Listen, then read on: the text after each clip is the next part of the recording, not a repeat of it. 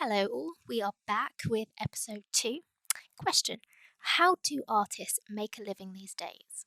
Well, Rebecca Hunter talked us through her fascinating experience in this episode. We learnt all about how artists get started in their careers, how they increasingly work together in collectives, and how being a painter is so often just one part of a creative's portfolio of work. Rebecca is one of the founders of Solo Craft Fair, who run crafty markets right across South London. It was really interesting to hear about how she's built up her business from scratch. So enjoy.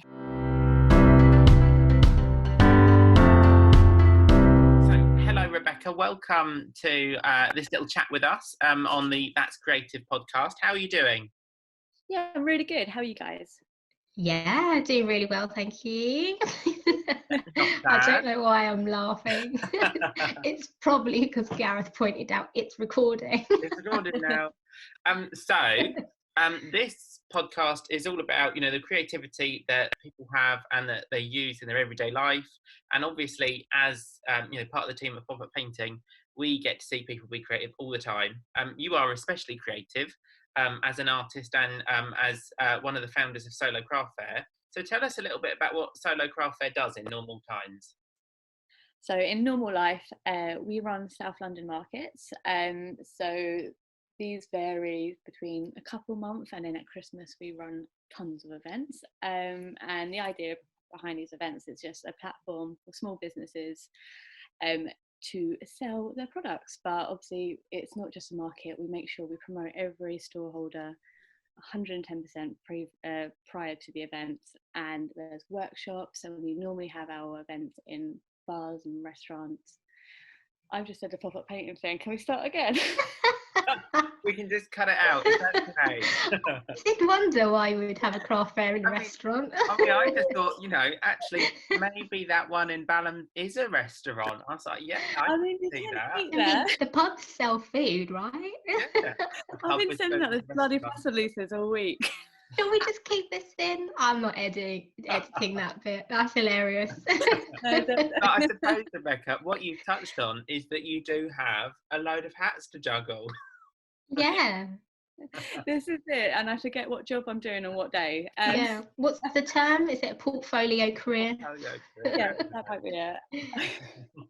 So we just have them in pubs and obviously a few normal venues like halls and things like that. But again, having it in a pub, it just makes it a lot more accessible. People can buy a pint, they have a wander around the stalls, they can make a day of it rather than it just pop in for 20 minutes, have a look and go.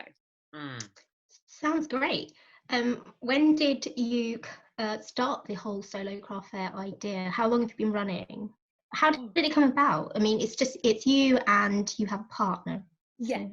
So it's run by myself and Catherine, and so we were friends years ago. We used to work together, and by chance we ran into each other actually at another market. And I'm an artist, so I work under a company called Drawn Together Art, and Catherine is jewellery maker, or was a jewellery maker back then, and she has a company called London Lily. It now does loads of very exciting things. She basically does everything. She makes candles, jewellery, confetti. So her stuff is beautiful. So we actually ran into each other both selling at a market. So this sort of reunited us, and we became friends, and we just went out for a Christmas drink one time in this pub in Catford, and we were like, this would be a lovely venue for a market. So we were like, let's give it a go. And it was meant to be one single event. That was, I think, gosh, is that 5 years ago now? Yes, 5 years ago. And it essentially just snowballed. I think we had one event booked in the diary, and I think just chatting to people, we ended up making partnerships with different companies and who needed markets, and it just it snowballed, and here we are. That's really exciting. So it was just like a one-off, and what made you, what said to you that this was something you should do more of? I think it was circumstantial, really. I think running an event, you kind of do get a bit of a buzz, even if the first event, there's obviously a lot we needed to change about it, but you kind of just that a few people just saying how well they did that day, Mm. and kind of like you do feed off it a bit, and so that kind of made us want to book in other events. And like I said, just like in passing, I would just try to promote the event, and then people would be like, oh well, we run this big like town fair, can you do the market side? And yeah, so just stuff like that, like we kind of networked like unintentionally, and that kind of spurred on a lot more events and kind of made us a lot bigger than we ever intended to be. So Mm. Cool. Oh. No, go ahead, Annie. Go ahead. Well, I was going to say, so sort of nowadays, craft fairs have become quite popular. Back then, did you say 5 years ago? What was the feel of craft fairs? I mean, you attended them, but was there probably wasn't as many as there are now. And do you find that there's much competition now than you did when you started out? It seems like you had quite a nice sort of introduction to the whole thing, and you've got a nice progression to how popular, I suppose, solo craft fair has become. Are you feeling any pressures now that they're so popular, or? that's a very good question. So I think when we started, it was definitely markets had become quite like a cool thing to do, and so it all, it was no longer church halls and knitted tea cozies. It became quite trendy and hipster, I guess, to spend your base to do this. And I think the whole thing about craft fairs is a slight rebellion against like internet shopping and all that. Mm. Like all big companies anyway. Obviously the internet's very important for most makers to actually sell their products. So yeah, it's got bigger and bigger, but like in terms of competition, I think it's not competition because it just maybe like it normalizes that way of shopping. I think there's definitely a lot of people wouldn't like to go to the craft market because they find it quite intimidating having someone there, the actual person that made the products. But because it's so common and that fear goes away, like a lot of people who initially would think that way don't think that way anymore, because they think that's actually a nice thing. Now I get to talk to the maker, I get to do this. And more and more like shops are getting closed down, so there's actually a bigger need for craft markets to happen, because it allows small businesses to sell and get this footfall and exposure. So I think in terms of, I think the competition is actually a very healthy thing. Like we're not competitors, we're actually like a lot of the market runners in the area, like we all actually chat and support each other. So it's actually like we work together rather against each other. Yeah, I suppose the more people going to markets, the more that there is for everyone. It's the potential market is enormous. It's actually the more people that think that markets are good, the more opportunity it is for everyone without anyone losing out. Things that you did, which I think was really interesting, was around Christmas you had your own shop in Elephant and Castle. Yeah, that was so much fun. And again, this is absolutely another case of something happening accidentally. Should I try again? Because did you hear the car? No? It's okay. All right. Well, I'll start again. We'll give a little introduction at the beginning, but it was, recorded during lockdown when people were out in their cars and they shouldn't have been. Yes, right on the main roads, people hear sirens going past all the time whenever I'm on Zoom. Yes, the shop was so exciting. Again, this was a complete accidental opportunity that fell into our laps.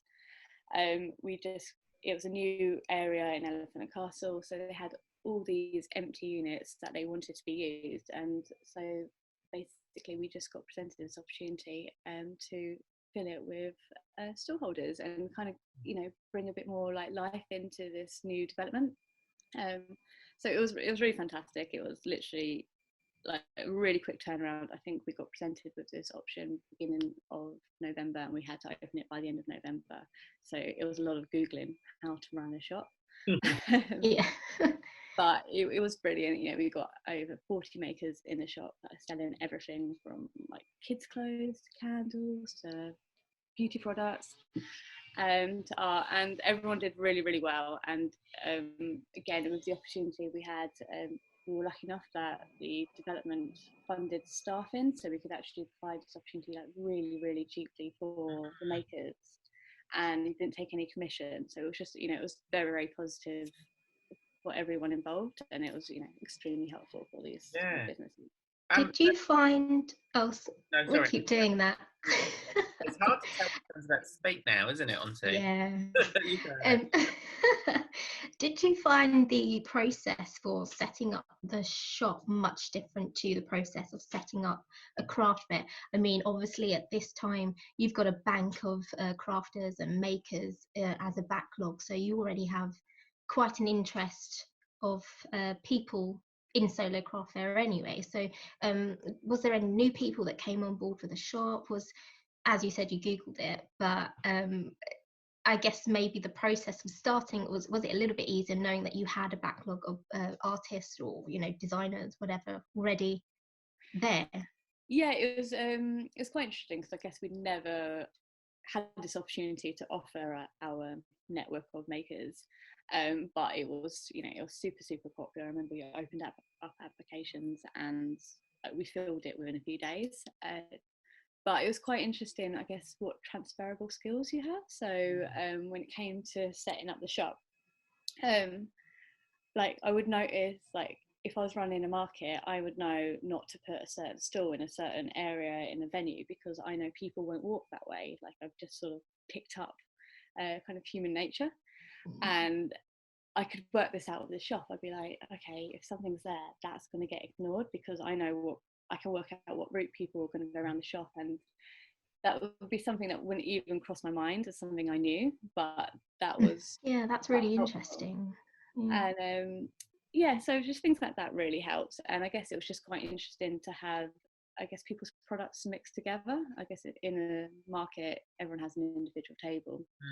Everyone's in shop, kind of mix things up. And I guess some people didn't really like that. They wanted everything to kind of have a bit more of a story and work together. But actually, it was more beneficial in terms of sales, having everything kind of. Did you find any sort of analytics out, in the sense that maybe some people who was in it that are in a craft fair probably don't do well in the craft fair but did well in the shop? It's quite interesting, because I guess we only really know people's sales for the shops rather than craft fairs. Right. And I guess my angle with that is that, because obviously the craft fairs are so social and the artist or designer or maker is sitting right there in front of you, if I'm walking around browsing, there's probably a little sense of guiltiness of buying something because you see the person there. Whereas in the shop, if they're not there, I don't know, I suppose that's something that you might want to ask. Or it was quite interesting, because there was homework, Rebecca. one person that they didn't sell in the shop, and they're a regular at our markets, and I think the only thing we could put it down to, obviously sometimes it's just luck of the draw, but they must be so good at talking about their products in markets, and like that they are what people buy. Like their products are absolutely gorgeous, like amazing. It was quite shocking, but they must be just like, they're such a lovely person as well, so that probably really is a good attribute for them in terms of selling. It pays to be nice in the world of arts and crafts. Yeah, it's a real selling point, isn't it? And Rebecca, on the point of personality, so during lockdown you have pivoted, and so Solo Craft are now doing online weekly markets on Instagram. How has that been going, and how different does it feel? So yeah, that's it's a great thing that we started, mainly because of the community it's formed. So when the UK started going to lockdown, as I'm a maker as well, I was in full panic mode. I just didn't know what I was going to do. So we had this idea on a Thursday. We did an Instagram post being like, okay, who wants to do a virtual market? We'll do it this Saturday between 12 and 2. We thought we were going to have about 40 people involved. We had 250 people involved, and the word had spread. So we actually had people in the States selling, we had people from Norway. So that's kind of quite nice about the online markets, although you don't have that face-to-face interaction, which is the other side of the market. What's I'm happening? really sorry. I don't mean to interrupt you, but I just heard Gareth go, mmm. And it reminded me of the Sketskis in Dark Crystal.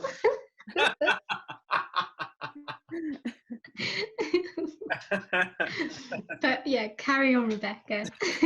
This is really interesting. Sorry, I'm being stupid. I'd say. It was about lockdown, and you had a lot of people from far and wide joining, and they sold, which is great. Yes. Oh no, it was yeah, no, it's just making the online community, but it's worldwide. Whereas obviously in physical events, that's very limited. Like we do have people travel up for the day or whatever. Like we have actually had people fly over for the weekend from Portugal. But you know, normally everyone lives within like a few mile radius of where our venue is. So it's nice all of a sudden we've become like a little bit of like a global company, and obviously it's going to be temporary. But it's, you know, obviously it's not as exciting as an actual physical market, because essentially people just post stories on Instagram and we just share, and obviously people just do their shopping by flicking through that. Do you But think it's something you're going to continue after? yeah, we have spoken about this, because we don't want to leave people that we couldn't actually do markets, like physical markets with. So we're discussing maybe doing like one a month, like maybe on like a weekday evening, just to kind of keep that going. And just because it is actually so nice, like it is so difficult for small businesses to keep running, and it is actually expensive to have a small business, because you have to pay for your like website fees, like markets and stuff like that. So it's actually really lovely to provide something that is for free for them to join in, and does give them exposure. And you know, all the makers say like even if they don't sell, they get so many more followers from it, like they get to network as well. So there's so many benefits from it, as well as just helping them make a bit of money. Yeah, I had a browse, obviously, before we did pop-up painting, did the live with Solo Craft Fair. Yeah, there's a lot of great stuff on there that I will probably go back and search, you know, when you're looking for presents for someone. Yeah, exactly. It's really like they are unique. I know everyone says that, but they really are different. Like there's this woman, and she does like these ceramic like bird feeders, and they're beautiful. And like she's messaged, and she says as soon as we share the post, like she makes a sale. Like it's because it's so original, and it's like lots of things are really well priced as well. I think people get a bit put off by makers and artists because they think it's going to be so expensive, but like people very like it's very, very reasonable. And Pricing is so hard though when you're an artist, because you've kind of got to give yourself enough to survive on, but also other people don't understand that. yeah, So they do think, oh well, that's expensive, I'm not going to purchase it. But you know, artists have to survive, they have to eat, they have to pay bills. What do they expect? you've got to you've got to work yourself out an hourly salary. Yeah. And I think people forget that element of it, but it's I think again, I think with the amount of markets that are happening, obviously not right now, people are starting to understand that, and it's becoming like they're ethically sourced as well, the products as well. So you are going to pay for that element of it. It's not going to be imported from goodness knows where. Don't know the source of it. On the point of being a maker, Rebecca, tell us a little bit about Drawn Together and how you got involved with setting that up. So yeah, Drawn Together, it's myself and another artist called Maria. So we became friends in an art studio many years ago now. And so I guess we just one day we had the idea of just selling at a market. I think I saw something online, and so at the time we just started, and it was 3 of us, but we sold all our work on the same stall, but all our work was separate.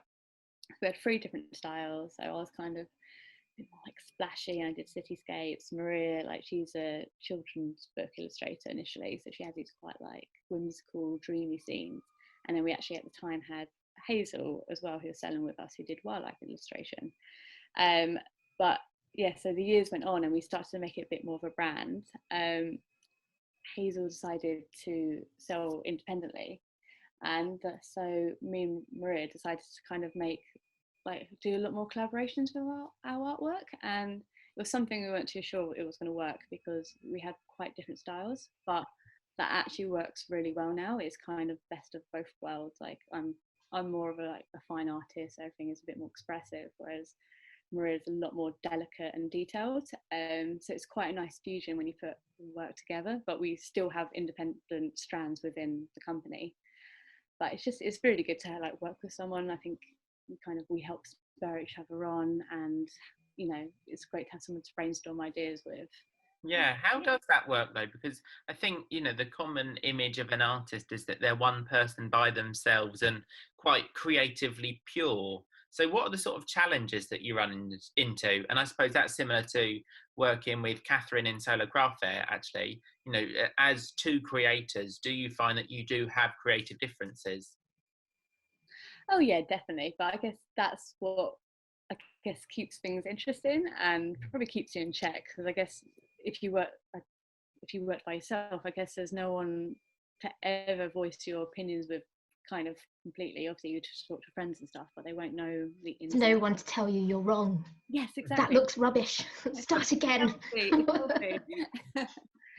And one thing I do find with Drawn Together, like you just touched on this, like people imagine artists are independent and work by themselves. So I think people do get a bit confused because they're a bit like, well, who did this? And when you say two people, they're like, what? But yeah, it's just very helpful. Like obviously every now and again there's something one of us will want to do and the other one doesn't, but especially with Drawn Together, I think we're quite relaxed with that. Like I was thinking about it this week, like, we don't need to really talk about if we're going to do something. So if one of us is writing a blog on the website, we just do it and gets the other one to proofread it.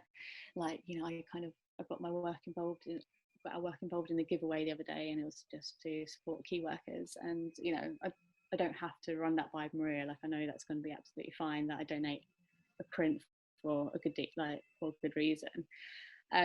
So that's very, very relaxed. And I guess with Solo, I think we're quite a good balance, because I think I'm quite hyper. So when I get an idea, like I'll go 150%. But Catherine, she's very good at she's very controlled, I would say. So she's very good at kind of making a bit more of an infrastructure behind an idea and making a bit more of a system. So I think that's a really, really nice balance in the way we work. But yeah, no, it's good. I probably, if I didn't work for people, like both those companies wouldn't be anywhere as near as where they are today. I probably would have given up a long time ago, to be quite frank. So with these two businesses, how do you sort of juggle the promotion of them both? So what's your sort of I don't know process in promoting each thing? Do they follow the same kind of rule? Are they completely different? Do you target different people for it? Those who might be starting considering marketing their small business, how would you advise them to go about it? That's a good question. So I guess what's really handy with Drawn Together and Solo Craft Fair, because they're both in that same industry, I need to sell at markets for my artwork, and obviously running markets. So just naturally, if you're promoting one, or just even on one of my Instagram accounts, you will kind of pick things up that's relevant to the other company. So it's like you get two for one. But yeah, in terms of marketing, I think with Drawn Together as a maker, I think one of the things I have noticed more from my angle solo, some people's websites are so unclear, and I would think that's such a lot of small businesses don't know how to do properly initially. And it's, when I get someone to apply through Solo Craft Fair to have a stall, sometimes I'm going through the website and I don't understand what they sell or where to find their products or how to buy. And I think people sometimes have that sort of a naive idea that, oh, I've got a website, I put it up there, let the sales come in, whereas actually people are really, really lazy when it comes to the internet, and people are going to get bored after a few seconds if they can't find what they want. So that's something that's really transcribed from one idea into the other. So that's really helped me in terms of what I need to do for Drawn Together, and the website needs to be super, super obvious and smart and easy to use. And again, I think just trying to like learn the social media, like all the social media platforms. I mean, Instagram is always going to be one of the best because it's so visual, so makers just absolutely love it. And it's like, in terms of sales, it's a very like, it's quite slow for sales, but it does really, really help. It's not, you know, you're not going to post a picture and you're going to make someone's going to buy it in 5 minutes. It's more like people build up slow like awareness. And I have had people at markets and they're like, oh, I follow you on Instagram, and then they see me at the market and then they make a sale because we've kind of got that connection prior to actually meeting. So that's really handy. And I think presentation is like very, very important as well. And I guess like that can be obviously in terms of your website, or that can be in terms of, say, if you are going to sell at a market, just make sure your products look like they're good quality. Like when we started, I think we used to like just put an art print in like a cellophane sleeve, and it was all a bit wobbly and it wasn't presentable. Whereas now we kind of like, you know, we package it really well. It's got a backing board, it's got business cards, it's got stickers. So if someone's going to give that to a gift, like as a gift, they're going to be like, it's going to feel like a bit more worthwhile and a bit more like a high-end product, I guess. Yeah, I think that's Yeah. interesting. So I suppose, Rebecca, to bring us to a close, where can people find out more about Drawn Together and Solo Craft Fair? Okay, so Drawn Together, our website is drawntogetherartcollective.com, and you can find us on Instagram and any other social media platform as Drawn Together Art. And Solar Craft Fair, our website is www.solarcraftfair.com, and our social media handle is Solar Craft Fair. So very straightforward. Give us a follow, say hello. It's always great to meet new people. Yeah, fantastic. Yeah. Rebecca, thank you very much. Thank you very much. Thank you. Thank you.